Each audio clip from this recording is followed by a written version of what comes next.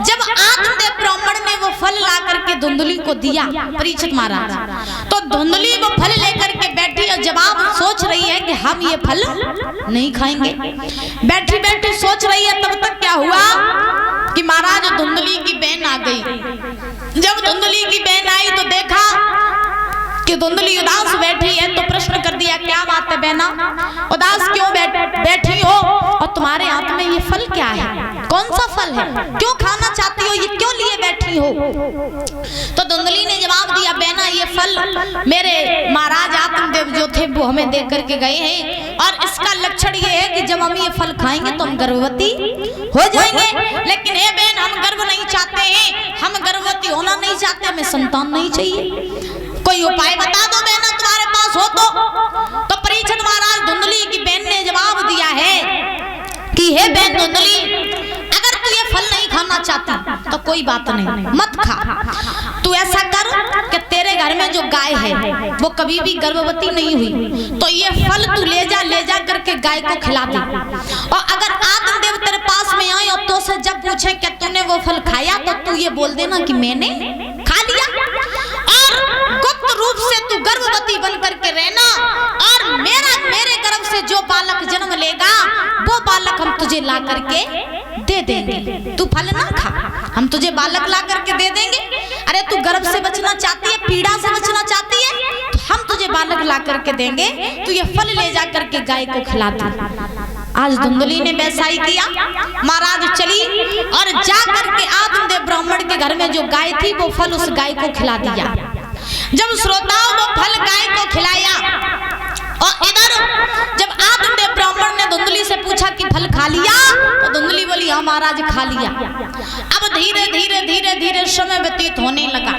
आत्मदेव ब्राह्मण को परीक्षित महाराज नहीं पता कि धुंधली ने क्या किया। अब इधर उस गाय ने गर्भ धारण किया, और इधर जब गाय ने गर्भ धारण किया, धीरे धीरे समय व्यतीत हुआ, तो धुंधली की बहन के गर्भ से एक बालक ने जन्म लिया। और जब बालक ने जन्म लिया तो धुंधली की बहन आई और आकर के महाराज उस बालक को धुंधली को दे दिया। और जब धुंधली को दिया तो महाराज आत्मदेव को पता चला कि धुंधली के गर्भ से बालक ने जन्म लिया, जबकि ऐसा नहीं था। बालक किसका था? धुंधली की बहन का। बात समझ में आ रही है? तो वो बालक जो था वो धुंधली की बहन का था।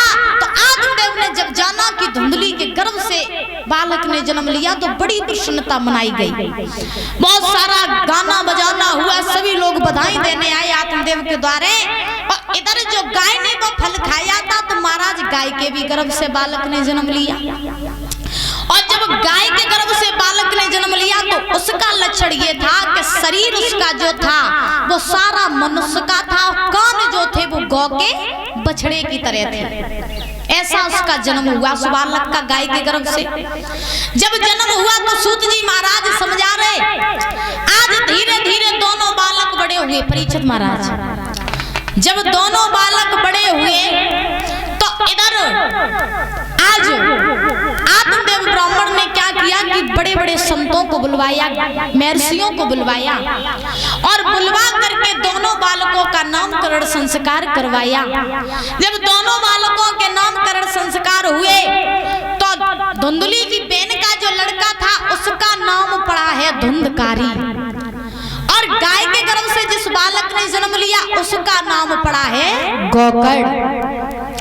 जब धुंधकारी नाम पड़ा है, तो बड़े बड़े संतों ने जवाब दे दिया, हे आत्मदेव ब्राह्मण, ये जो तुम्हारा बालक है ना, इसका नाम हम धुंधकारी रख रहे। क्यों? क्योंकि जैसा नाम वैसा काम, ये बड़ा होकर के बहुत उत्पात करेगा, संतों पर अत्याचार करेगा, और तुम्हें और तुम्हारी पत्नी को खूब सताएगा। भविष्यवाणी करती।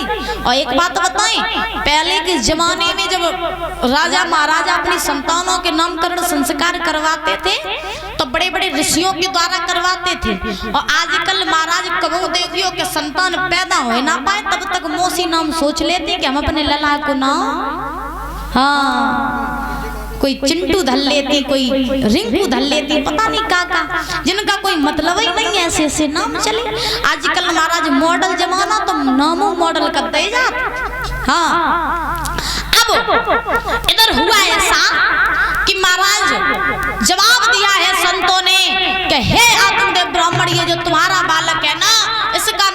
धुंधकारी रख रहे हैं, बड़ा होकर के ये बहुत पापी अधर्मी होगा।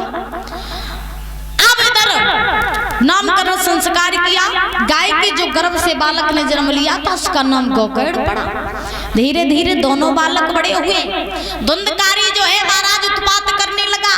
जब उत्पात करने लगा तो छोटे छोटे बालकों के साथ खेलने जाता तो किसी को कुएं में धकेल देता, किसी को वृक्ष से नीचे गिरा देता, उत्पात करने लगा।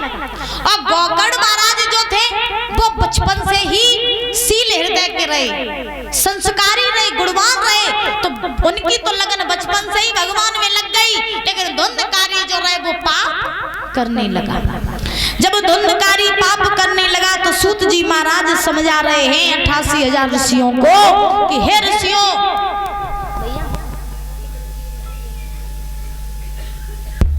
हे ऋषियों, जब धुंधकारी उत्पात करने लगा तो महाराज धीरे धीरे समय व्यतीत हुआ। आज धुंधकारी की शिकायत आने लगी है आत्मदेव ब्राह्मण के पास में। और जब आत्मदेव ब्राह्मण के पास में शिकायत आने लगी तो एक बार आत्मदेव ने धुंधकारी को अपने पास में बुलाया और बुला करके जवाब दिया, बेटा ये जो तुम उत्पात कर रहे हो ना, ये उत्पात करना छोड़ दो।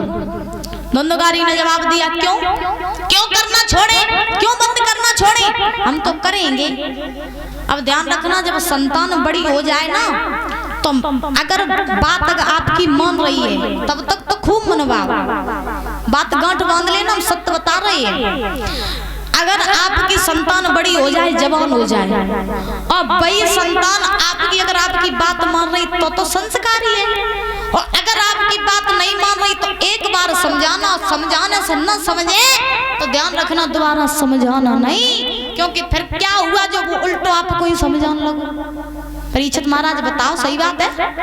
हाँ, तभी तो कहा जाता है कि बचपन से ही संतान में संस्कार डालने प्रारंभ कर दो, क्योंकि अगर बचपन से संतान को संस्कार नहीं दोगे तो बाद में पछताना आपको पड़ेगा। देखो बहुत से लोग ये कहते हैं, ध्यान देना, बहुत से लोग ये कहते हैं अगर घर में लड़का या लड़की हो जाए तो लोग कहते हैं कि अपने बाप पर गया, अपने चाचा पर गया या किसी पर गया। ध्यान रखना, अगर घर में संतान हो तो संतान हमेशा अपनी माँ के ऊपर जाती है। कभी भी देख लेना, कभी भी प्रैक्टिकल करके देख लेना कि संतान जब घर में जन्म लेती है तो उसके लक्षण, आचार विचार माँ की तरफ जाते हैं। क्योंकि बेशक धुंधकारी की माँ धुंधली नहीं थी, उसकी बहन का लड़का था धुंधकारी, लेकिन धुंधली जैसे स्वभाव की थी वैसा ही स्वभाव धुंधकारी का आया। और हम एक प्रमाण बताएं, रावण जो था, रावण जो था लंका का राजा, तो रावण के पिता थे विश्रुवा, जो महान पंडित थे, यशस्वी बलशाली थे, बहुत ज्ञानवान थे। लेकिन रावण की माँ जो थी कैकसी, वो राक्षसी प्रवृत्ति की थी। तो अच्छा आप लोग अनुमान लगाओ कि ब्राह्मण का बालक